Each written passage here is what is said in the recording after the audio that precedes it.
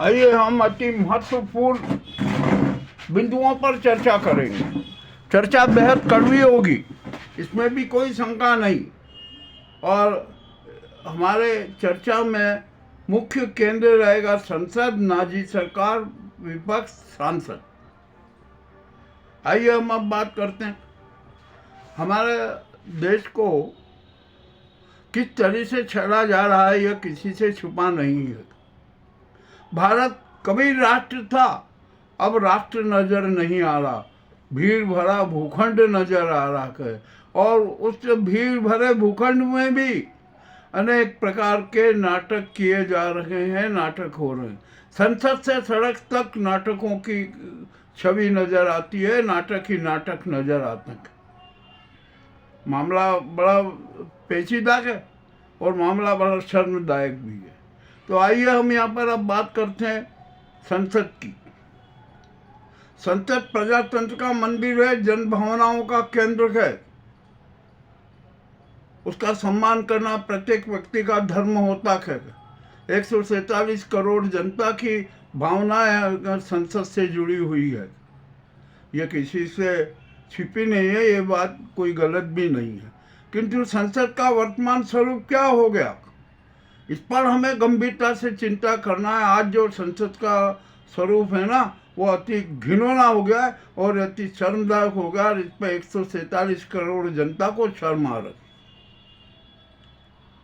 मैं बड़े कड़वे शब्दों में कह रहा हूँ, ये संसद जो है ना, पावनता का मंदिर है, शुभ भावनाओं का मंदिर है, सद्भावनाओं का मंदिर है, संविधान का मंदिर है, न्यायिक भावनाओं का मंदिर है, जन भावनाओं का मंदिर है, सत्य का मंदिर है, सनातन धर्म का मंदिर है।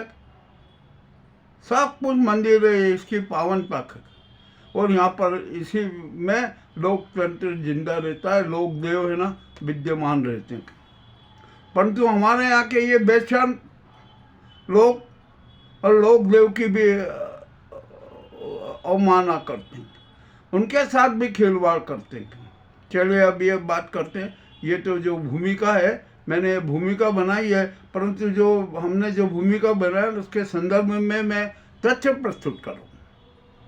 एक तो नंबर 1, संसद में झूठ बोलना सबसे बड़ा अपराध होता है, राष्ट्रद्रोह होता है, जनद्रोह होता है, संविधान के खिलाफ द्रोह होता है, सनातन धर्म के खिलाफ द्रोह होता है और 147 करोड़ जनता के खिलाफ द्रोह होता है। यह बिल्कुल स्पष्ट है, इस बारे में कोई किसी कोई प्रकार की शंका नहीं है। यह सार्वभौम निर्णय है, शाश्वत सत्य है। आइए अब यहाँ पर हम संसद के जो अभी वर्तमान चरित्र की बात करते हैं। अभी हाल ही में 2 दिन संसद का विशेष सत्र हुआ, शीतकालीन सत्र। एक सत्र में वंदे मातरम पर बहस हो गई और दूसरे सत्र में एसआईआर और चुनाव सुधार पर बहस हुई। तो मैं सबसे पहले बात करता हूँ वंदे मातरम।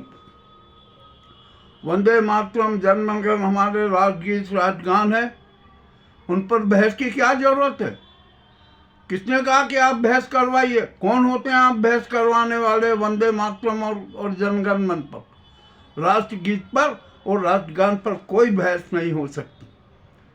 ये भी बात सच है कि 150वीं वर्षगांठ हुई, मनाना चाहिए, बिल्कुल हम तो कह रहे हैं मनाना चाहिए, हमें गर्व के साथ मनाना चाहिए। किंतु हम गर्व के साथ नहीं मना रहे, वहाँ बहस कर रहे हैं। वंदे मातरम पर बहस हो रही है, राष्ट्रगान और राष्ट्रगीत पर बहस हो रही है। ये कौन सा विधान है? कौन सी आपकी चरित्रता है? कौन सी नैतिकता है? कौन से आपकी नीति नियत है? कौन सा आपकी स्वभावना है? यदि वंदे मातरम की 150वीं वर्षगांठ मनाना थी ना, तो संसद में एक समय निर्धारित कर दिया जाता कि ठीक 11 बजे संसद में वंदे मातरम गान होगा। और सिर्फ संसद में ही नहीं, संसद से लेकर सड़क तक, ग्राम पंचायत तक, गांव की पगडंडी तक वंदे मातरम का गान होगा। यह वंदे मातरम का सम्मान होता, सब कुछ होता। किंतु ऐसा कुछ नहीं हुआ। उस पर बहस हुई, और ये बहस क्यों कराई गई इसका भी मैं राज खोलूंगा। आइए, संघ और इस नाजी गुजराती गैंग में बड़ी कटाक्षनी चल रही है। संघ पर नाजी गैंग अपना अधिकार करना चाहती है, वो संघ को किसी भी तरीके से बदनाम करने पर के सारे कार्य कर रही। जो वंदे मातरम पे बहस का जो कांड है ना, ये भी संघ के दोहरी दोगले चरित्र को उजागर करने वाला शातिर षड्यंत्र था गुजराती गैंग का, और वो सफल भी हो गया। संसद में बहस हो गई, संघ का सारा चरित्र उजागर हो गया। और संघ के क्या, जिसके सरकार है ना, जिसके दम पे ये सरकार बनी है, इसके जितने भी पैतृक है ना, जिनके भी इनके जो इष्ट देव रहे हैं, एक पीढ़ी, दो पीढ़ी, तीन पीढ़ी के, सब पर आज उजागर हो गया। अरे वंदे मातरम का महत्व तो समझ लेते, उस पर बहस कराने के पूर्व चंद्रशेखर आजाद, शहीद आजम भगत सिंह, राजगुरु सुखदेव, अशफाक उल्लाह और अन्य जितने भी शहीद हुए हैं ना, सब वंदे मातरम के गान के साथ शहीद हुए हैं।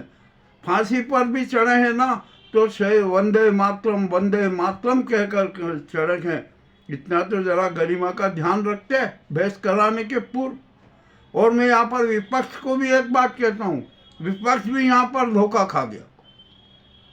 जब 8 दिसंबर को वंदे मातरम पर बहस रखी गई थी, तो उस समय विपक्ष को इसका बहिष्कार करना था। साफ कहना था कि अरे वंदे मातरम और राष्ट्रगान और राष्ट्रगीत पर बहस नहीं हो सकती, सिर्फ यहाँ पर वंदे मातरम का गान किया जाना चाहिए। किंतु विपक्ष भी इस मामले में फेल रहा। ठीक है, जो रहा ना, अब क्या कर सकते। अब आज अखिलेश यादव ने मोदी सरकार को भी बधाई दी, धन्यवाद दिया कि आपने बहुत अच्छा किया कि संघ के दोहरे और दोगले चरित्र को सार्वजनिक कर दिया। अरे ये बात छोड़ दीजिए, अब कुछ भी नहीं है। हम सब जानते हैं, पूरी देश की जनता जानती है कि संघ का क्या स्वरूप है, इस नाजी सरकार का क्या स्वरूप है। ये धन्यवाद मत दीजिए, उनको कुछ मत कीजिए, करने दीजिए, इनको जितने नाटक करना चाहते हैं कर दे दीजिए। अब मैं यहाँ पर बात करूँगा ये संसद की और सांसद की। अब यदि एक संसद के लिए और सांसदों के लिए एक नई आचार संहिता बनाना पड़ेगी, और वो आचार संहिता कैसी होगी कि उसमें चाहे सरकार हो या कोई भी सांसद हो, यदि वह संसद में झूठ बोलता है, झूठ परोसता है, यदि संज्ञा में अनर्गल को बातें करता है, तो उसके खिलाफ कठोर से कठोर कार्रवाई की जाना चाहिए। और यदि संसद के दोनों अध्यक्ष यदि पक्षपातपूर्ण कार्य करते हैं, तो उन पर भी कठोर से कठोर कार्रवाई होना चाहिए। अब क्या कठोर कार्रवाई होना चाहिए, इस पर भी आप आ जाइए। अब ये जनता का निर्णय है, ये जनता का जनदंड है। दंड का अधिकार अब जनता के हाथ में आ गया। जनता स्पष्ट कह रही है कि संसद में जो भी हो, चाहे वो सरकार हो या सांसद हो, यदि वो झूठ बोलता है तो उस पर कठोर कार्रवाई की जाना चाहिए। चाहे वो लोकसभा अध्यक्ष हो, राज्यसभा अध्यक्ष हो, कोई भी हो, उस पर कठोर से कठोर कार्रवाई की जाना चाहिए। और कठोर कार्रवाई ये एक दो ऐसे नहीं, आप उसकी सदस्यता का निलंबन ही कर दीजिए कि आप झूठ परोस रहे हैं, जो मंदिर को की जो पावनता है उसको समाप्त करना है, तो आपको इस संसद में बैठने का अधिकार नहीं है, अतः आपकी सदस्यता का निलंबन किया जाता है। ऐसा एक कठोर कानून बना दीजिए। आप जानते हैं हम यह संसद के एक सत्र पर कितना व्यय होता है? 1 मिनट का व्यय 2,35,000 रुपया होता है, और ये सारा जनधन से होता है, जन कोष से खर्च होता है। ये इतना बड़ा अपव्यय होता है, इस पर भी कोई चिंता नहीं। यहाँ पर झूठ बोला जाता है, मजाक किया जाता है, अनर्गल आरोप लगाए जाते हैं, व्यक्तिगत तो बातें की जाती हैं। राष्ट्र हित की बात होना चाहिए, जनहित की बात होना चाहिए, संविधान की बात होना चाहिए, कानून की बात होना चाहिए, न्याय विधा की बात होना चाहिए, सनातन धर्म की बात होना चाहिए, मानवीय मूल्यों की बात होना चाहिए। वो तो आप करते नहीं हैं, और राजनीति के नाटक करते हैं।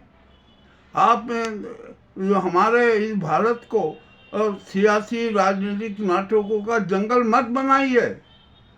ये जंगल नहीं है, ये भारत है, भारत स्वर्णिम भारत है, विश्वगुरु भारत है। और आप तो इसको है ना बहुत ही घिनौने स्वरूप में ला लो। अरे मैं बहुत स्पष्ट कहता हूँ कि आप लोग तो राष्ट्र और संसद के और संविधान, विधान, न्याय विधा और सभी जो सिद्धांत है ना, उनके शवों पर बैठकर अपने राजनीतिक महल बना लो। धिक्कार है ऐसे तत्वों को, चाहे वो प्रधानमंत्री हो, गृह मंत्री हो, चाहे लोकसभा अध्यक्ष हो या विपक्ष के नेता। आपको तो सत्य स्वीकारना पड़ेगा, सत्य की बात करना पड़ेगी।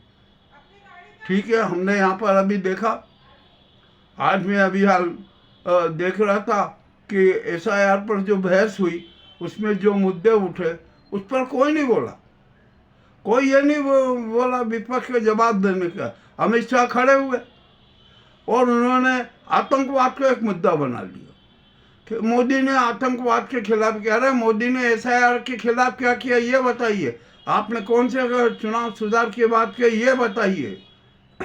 EVM को बैन करने की बात आपने क्यों नहीं की ये बताइए। SIR में आपने कितने नाटक किए, जिंदा को मुर्दा बता दिया और मुर्दों को जिंदा बता दिया, इस पर बात कीजिए।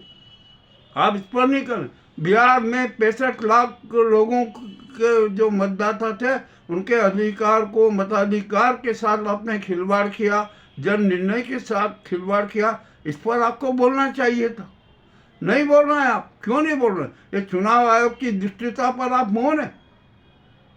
हालांकि ये चुनाव आयोग का जो ज्ञान कुमार गुप्ता है ना, इसके ज्ञान के भी सारे पर्दे उखड़ गए, पर्दे फाश हो गए। अब ये मुंह दिखाने लायक नहीं रहा। अनिश कुमार के खिलाफ महाभियोग चलेगा। अब यहाँ हमारे देश की जनता और जो मताधिकार से वंचित किए गए लोग हैं ना, वो स्पष्ट रूप से कह रहे हैं कि ज्ञानेश कुमार को कठोर से कठोर सजा दी जाए, इस आदमी को जीने का अधिकार नहीं है। ये बात है जो जनता की बात है, आप इसको स्वीकारिए ना। वो नहीं स्वीकारेंगे। और ज्ञानेश कुमार को पद पर बिठाया किसने? किस षड्यंत्र पूर्वक इसको पद पर बिठाया गया, जरा इसकी भी बात करते। अब जो मुख्य चुनाव आयुक्त है ना, उसका मनोनयन 3 समिति द्वारा किया जाता है। इस समिति में पहले PM होते थे, नेता प्रतिपक्ष होता था और CGI होता था। किंतु ये उनको, इस नाजी गुजराती गैंग को अच्छा नहीं लगा, तो उन्होंने CGI को हटा दिया और एक अपने मंत्री को, यानी PM तो है, और एक किसी मंत्री को भी उस समिति का सदस्य बना दिया, चयन समिति का। 2 आपके हो गए और विपक्ष का नेता यदि विरोध भी करे तो उसका कोई अर्थ ही नहीं। ऐसी समिति बनाने से क्या फायदा? इस समिति को भंग कर दिए। और यदि आप वास्तव में प्रजातंत्र के हित में हैं, प्रजातंत्र की बात करते हैं, चुनाव सुधार की बात करते हैं, तो चलिए सरकार के 2 सदस्य रखिए, विपक्ष के 2 सदस्य रखिए और एक न्यायपालिका का 1 सदस्य, 5 सदस्यीय समिति का गठन कीजिए। वो ही ये जो प्रमुख पद हैं उन पर मनोनयन करेगा, उनकी नियुक्तियां करेगा। आज आपने यहाँ पर बैठक की CVC और CRC के लिए, उसमें राहुल गांधी भी थे, मोदी भी थे और अमित शाह भी थे। अरे 2 तो सदस्य आप ही हो, आपके तो गैंग के हैं। आप जो अपना आदमी चाहोगे वही तो होगा। राहुल गांधी ने विरोध जताया, डिसेंट जताया, हमने कहा नहीं, तो इसमें भी 5 सदस्य होना चाहिए। यहाँ पर 2 विपक्ष के, 2 सरकार के और 1 न्यायपालिका का सदस्य होना चाहिए। वो भी नहीं है आपको। आपने 3 सदस्य और बैठक कर ली। मैं तो कह रहा हूँ राहुल गांधी को आज इस बैठक का बहिष्कार करना था। हालांकि उन्होंने अपना विरोध जता दिया और ये उनका विरोध ही ये बात बताता है कि ये जो निर्णय हो रहा है ये पक्षपाती निर्णय है। मामला तो है गंभीर ना, इस पर भी जो सोचना था। और SIR पर आप कुछ बोल ही नहीं रहो। अरे ये अमित शाह किस प्रकार के भाषण देना, किस प्रकार का स्पष्टीकरण देना है आतंकवाद को लेकर के। पहलगाम हमले की बात की। पहलगाम हमले के दोषी तो ये खुद अमित शाह है, ये गृह मंत्रालय अपने पाप छिपाने के लिए, अपने आप को पाक साफ घोषित करने के लिए SIR के नाम पर आप इस प्रकार की बयानबाजी कर लो, ये भी शर्मदायक बात है। आपको SIR के बारे में बोलना था, आपको ये कहना था कि जो इस प्रकार के फर्जी मतदाता हुए हैं ये हम काटेंगे। और चुनाव आयोग की एक बात बताएं, यहाँ पर कितने डुप्लीकेट मतदाता हैं? चुनाव आयोग के कहा कि 3 लाख है, और जबकि एक्चुअली में जो जांच समिति है उसने कहा कि 14 लाख से ज़्यादा तो फर्जी वोटर्स हैं, डुप्लीकेट वोटर्स हैं। और चुनाव आयोग ने कहा था कि 90 दिन में सबको हटा देंगे, 7 महीने में भी नहीं हटा पाए। मात्र 14-15 लाख में से 3 लाख ही हट पाए। ये तो SIR की हुई ना। तो आप तो प्रजातंत्र की हत्या कर रहे हो, वोट चोरी कर रहे हो, चुनाव की चोरी कर रहे हो, और संसद की जो मूल भावना है उसकी हत्या करो, जनमत की हत्या करो, प्रजातंत्र की हत्या करो, लोकतंत्र की हत्या करो। ये ऐसा कुकृत्य है ना, ये राष्ट्रद्रोह है, जनद्रोह है, समाजद्रोह है, सनातन धर्म के खिलाफ द्रोह है, और 147 करोड़ जनता के खिलाफ द्रोह है, शातिर षड्यंत्र है। आप सबसे बड़े अपराधी हो। इस प्रकार की आपको जो बात करना, आपके जनता को मूर्ख समझते हैं, 147 करोड़ जनता को। अरे आप तो जनता के नौकर हो। हाँ, नौकर को नौकर की हैसियत से रहना चाहिए, मालिक बनने की पहल नहीं करना चाहिए। आप कर रहे हो ना, ये ठीक नहीं है। जनता अब सब जागरूक हो चुकी है, जनता चैतन्य हो चुकी है। हाँ, आज यहाँ जब मैं अभी जो अमित शाह का जो स्पष्टीकरण देख रहा था ना, मुझे बेहद शर्म आई, और मुझे बहुत बुरा भी लगा कि जो मूल बिंदु हैं उन पर बातचीत कर नहीं रहो। आतंकवाद को माध्यम में, अरे आतंकवाद के तो सभी खिलाफ हैं। और एक कड़वी बात कहूँ, यदि हम ईमानदारी से और सच्चे ढंग से आकलन करें ना, तो ये गुजराती गैंग की सरकार अपने आप में स्वदेशी आतंकी है। ये स्वदेशी आतंकी है, ये इवेंट बाज है। आतंकवाद भी इनका एक इवेंट होता है। पहलगांव इसका प्रत्यक्ष प्रमाण है। पहलगांव हमला किसी से छिपा नहीं है। अरे इसके पूर्व भी जितने आतंकी हमले में ना, उसमें भी इन स्वदेशी आतंकियों की क्या भूमिका रही है, इसकी भी जरा जांच हो जाना चाहिए। मामला बड़ा विचित्र है। अब हमें तो यहाँ पर संसद को सुधारना पड़ेगा। संसद के लिए नए अधिनियम बनाना पड़ेंगे, नए कानून बनाना पड़ेंगे। जो भी सांसद होगा ना, उसके लिए भी एक नए और कठोर कानून बनाना पड़ेंगे। ये संसद है, कोई मजाक है? आपका घर है क्या, या आपके अपनी ये दुकान है? इस संसद को है ना, लोकतंत्र का पावन मंदिर रहने दो।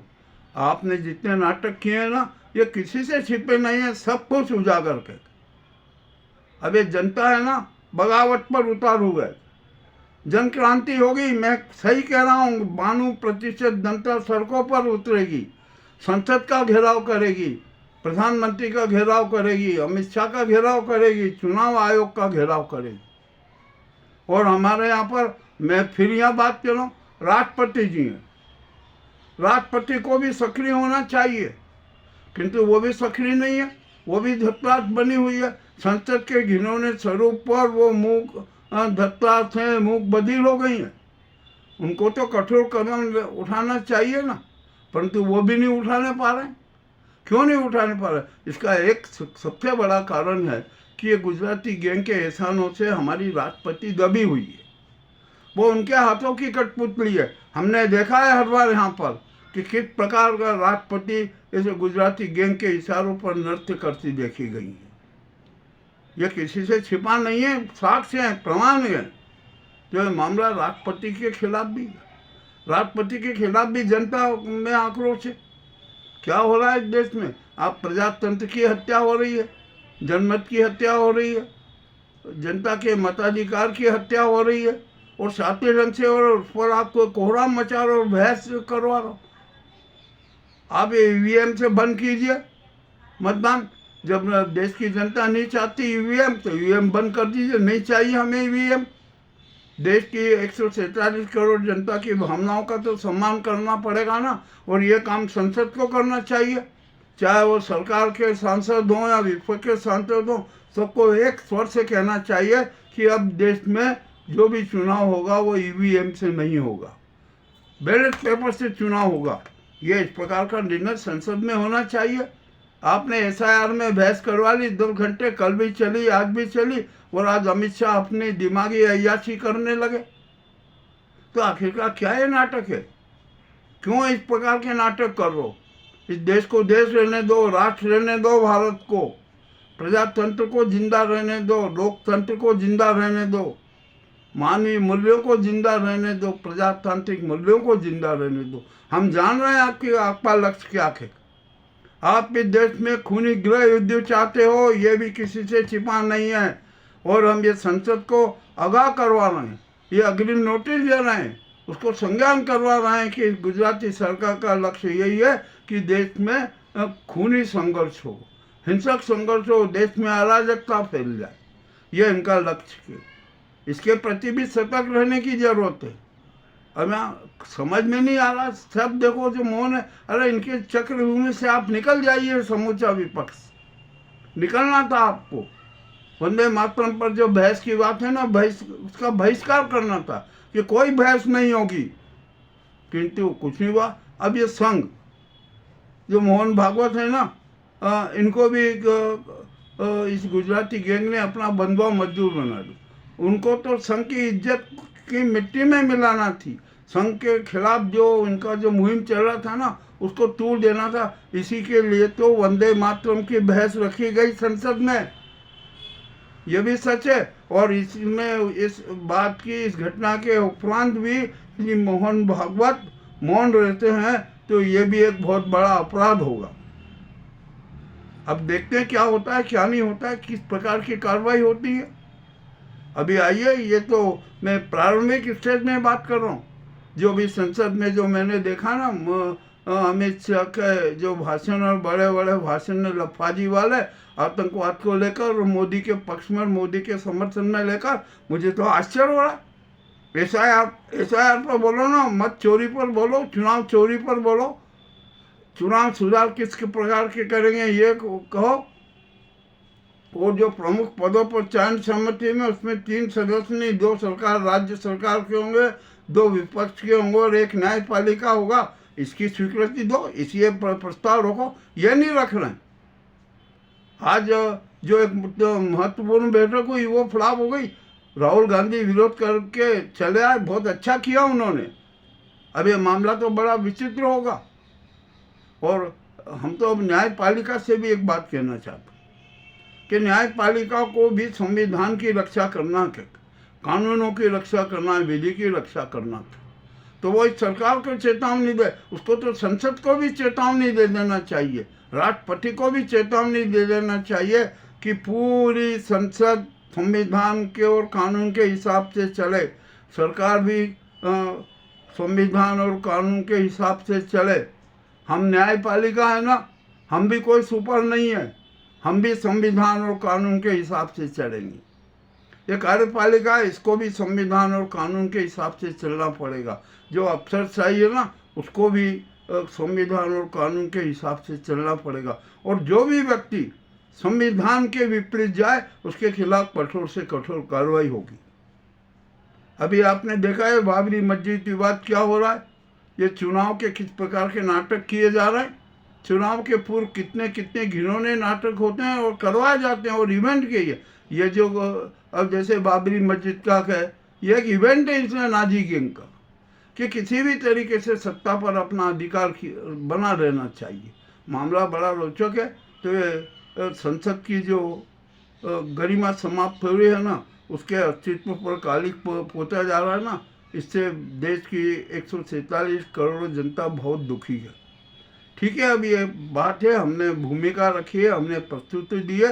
ये तो आज अभी आरंभिक प्रस्तुति है। इसके मामले में हम और अच्छे अच्छे सुझाव प्रस्तुत करेंगे, हम अच्छी अच्छी बातें रखेंगे। यहाँ पर इस गुजराती सरकार चाहे पक्ष हो या विपक्ष हो, उनकी कमजोरियों को उजागर करेंगे। मामला बड़ा विचित्र हो गया है। अब ये संसद में जो झूठ परोसी जा रही है ना, उसके खिलाफ भी कठोर से कठोर कार्रवाई होना जरूरी है। इस दिशा में न्यायपालिका को कठोर से कठोर कदम उठाना चाहिए। यह 147 करोड़ जनता की आवाज़ है। ठीक है, ये आपको अभी एक संक्षिप्त विवरण है, ये आपको कैसा लगा हमें अवश्य बताएं। बहुत बहुत धन्यवाद।